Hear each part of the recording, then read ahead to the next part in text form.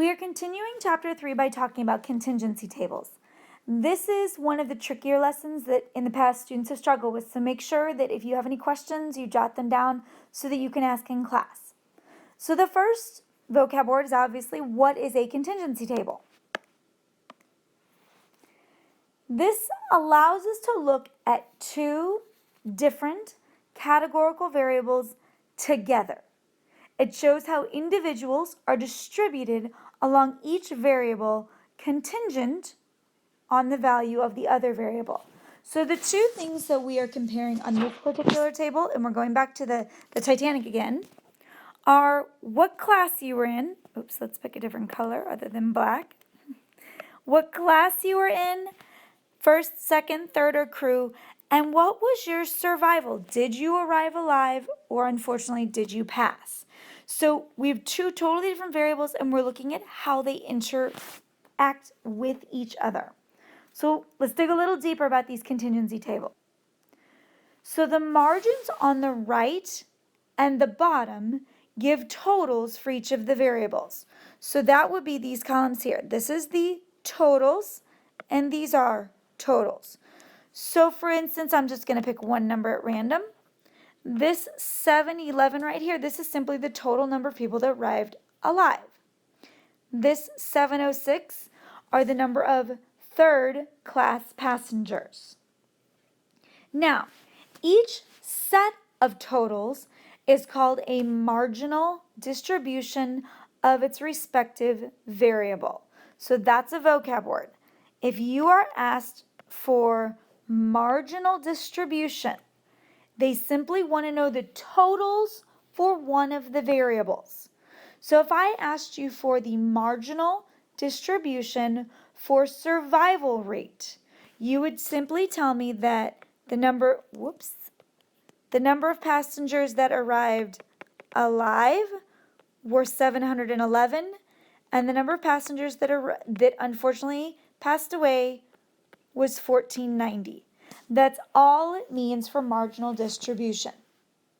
Now, each cell of the table gives the counts for a combination of values of two variables. So for instance, this 203, that combines the first class passengers and those that arrived alive.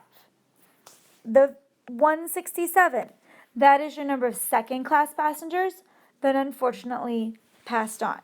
So those are some of the key features of a contingency table. Now we're going to do some more specifics. A conditional distribution, you'll be asked to create these.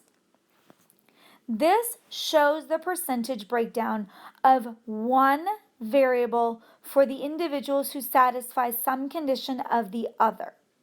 So this specific conditional distribution is based on class. So every single class is represented, first, second, third, and crew.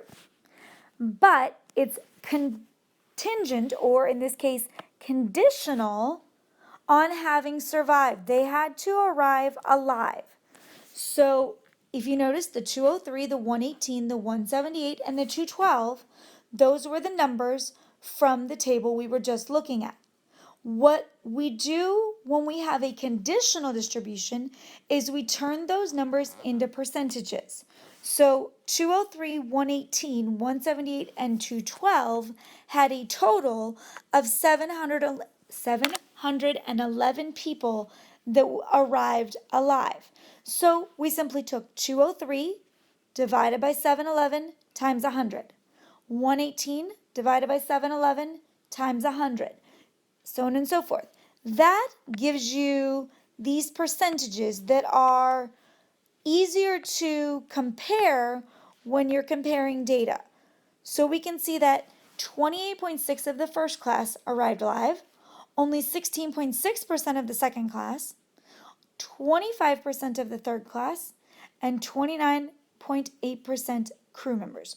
Those are the percentages of the people that arrived alive. So it looks like most of the people that arrived alive were crew members.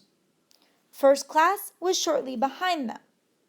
So now let's take a look at the exact same thing, but with, unfortunately, the passing. The following is now the conditional distribution. We still have ticket class, but now we are focusing on those that have perished. So these were the raw numbers from the table: 122, 167, 528, and 673. And their total, the total number of people that died, was 1,490. So the same thing as the front, they turned each one of them into a percentage. 122 divided by 1490. 167 divided by 1490. Now when you look at the percentages, look at how much smaller that first class is.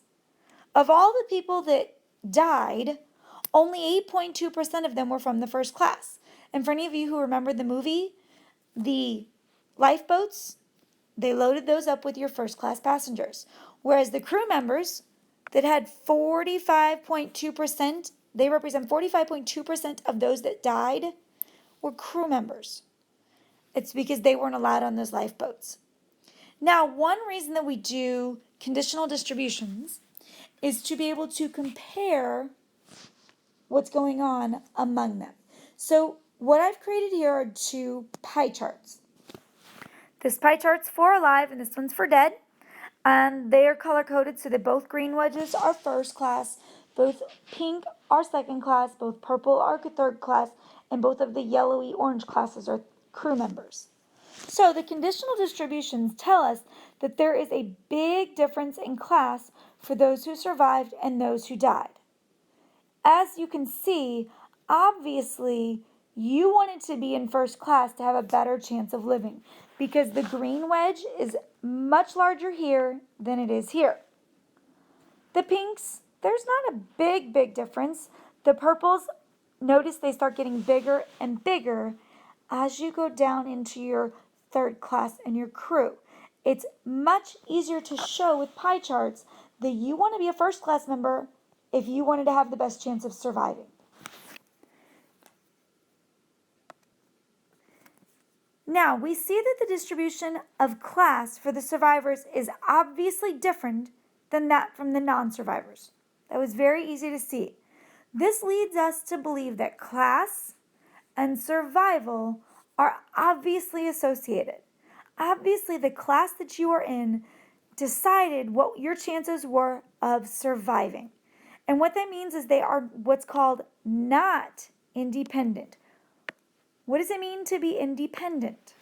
It means when the distribution of one variable in a contingency table is the same for all categories of the other variable. So if these were to be independent, it would have meant that the first class percentages should have been similar. The second class percentages should have been similar because then it wouldn't have mattered what class you were in for alive and dead. So what we're going to do now is we're going to learn how to use one of these contingency tables. So we have an example. We have two full slides of questions to go through relating to this particular data table. Prior to graduation, a high school class was surveyed about its plans. The following table displays the results for white and minority students. And the minority students, by the way, include African American, Asian, Hispanic, and Native American. So we're going to be asked to take these and answer some questions. Now, one important thing that we always want to have with a contingency table are our totals. And the one thing we don't have is that. We have the white and minorities, and we have whether they were attending a 4-year college, a 2-year college, military, employment, or other, but we don't know any totals. So I'm going to add in a total here, and I'm going to add in a total over here. So pick up your calculators. You need to do some adding. Let's make it easy. Let's do the totals at the bottom first. So you need to add up 198, 36, 4, 14, and 16. And I ended up with 268. For the minorities, you need to add up 44, 6, 1, 3, and 3, and I ended up with 57. Now let's go across. Four-year college.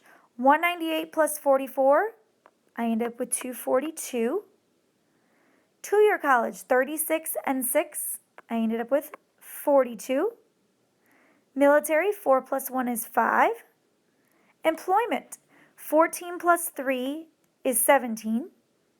And other, 16 plus 3 is 19.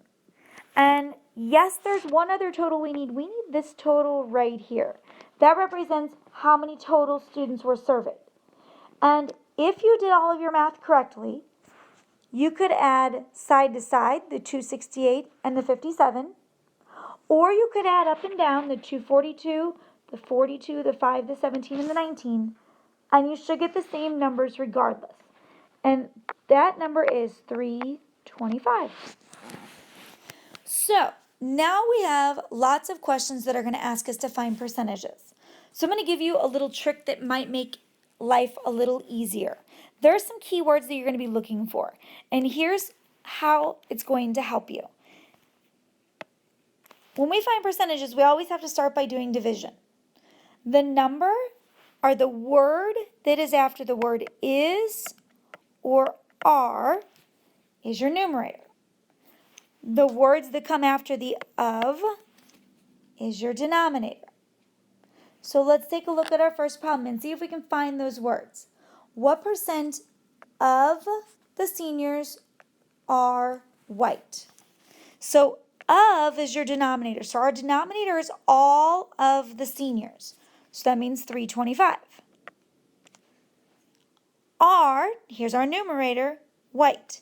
The white total is 268. And now all you have to do is turn that into a percentage. Divide, multiply by 100, you get 82%. Those little keywords should make this a lot easier.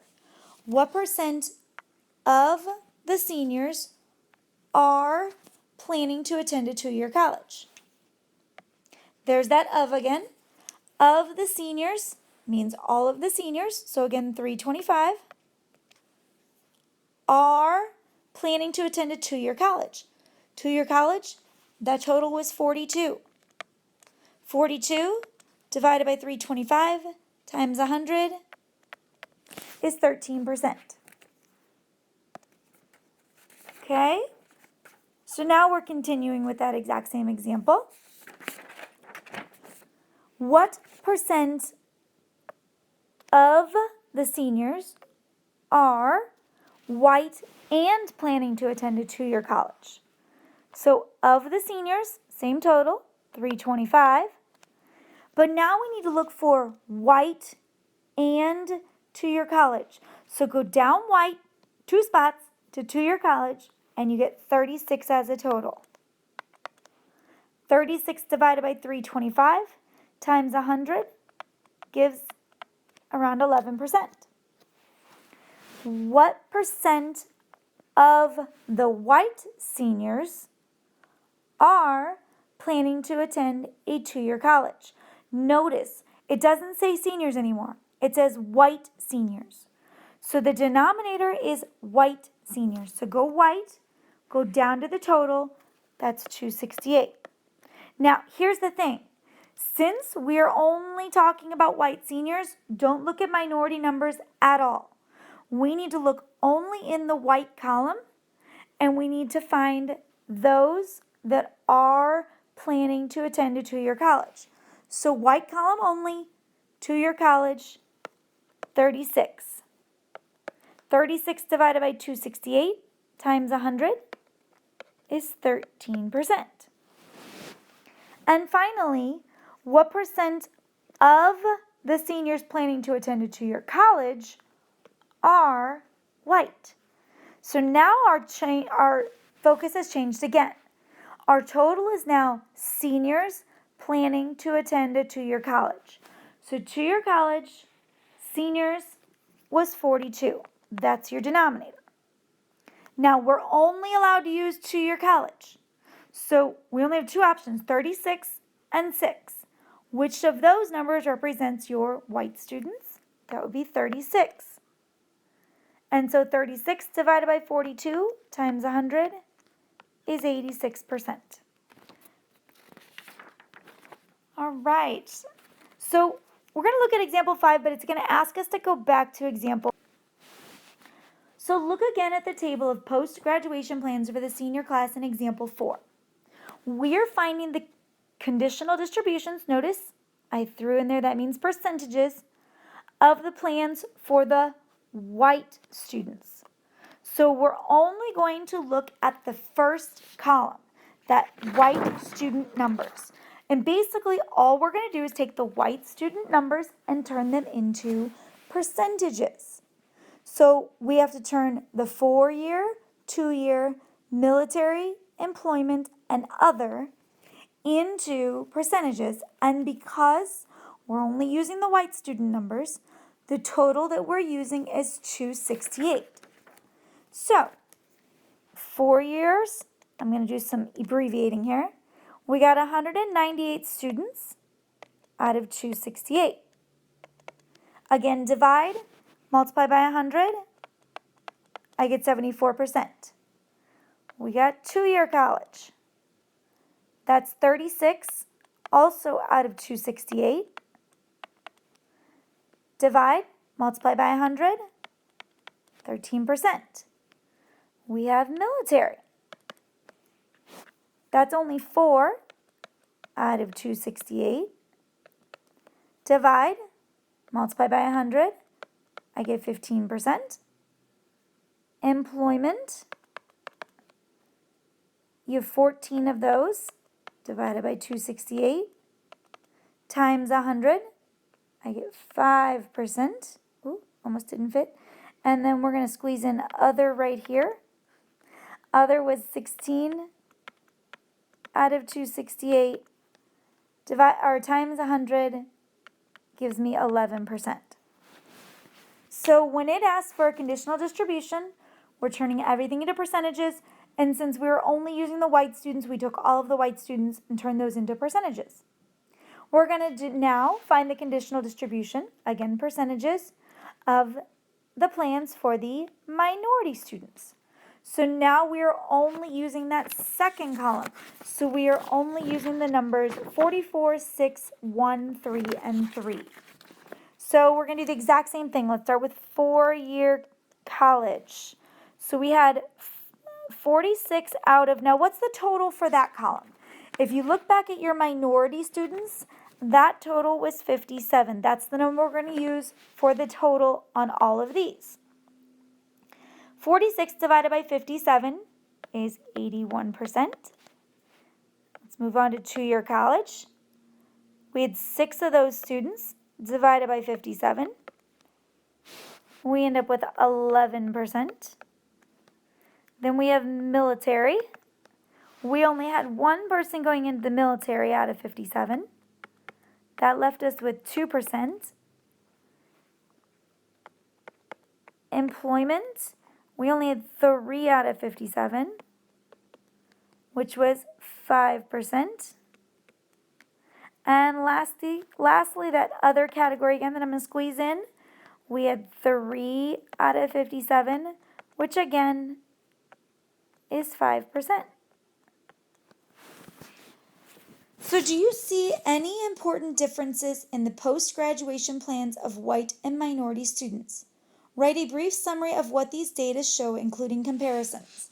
Well, let's start with the 4-year college comparison. Looks like minority is slightly higher, but not significantly. And 2-year college, white is slightly higher, but again, not significantly. So we could definitely say college plan-wise, it's similar. So their college plans are definitely similar. I can't spell. Sorry, guys. Started to botch that up because I was thinking too fast. Now let's look at the other one. Military, you have 15% and 2%.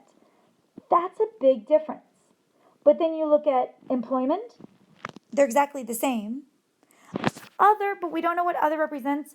Other is higher for the whites, but we can say college plans are similar and So is employment.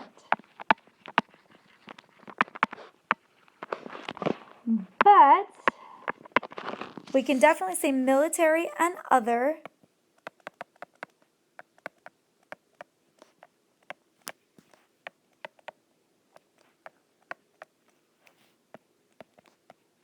are higher for the white seniors.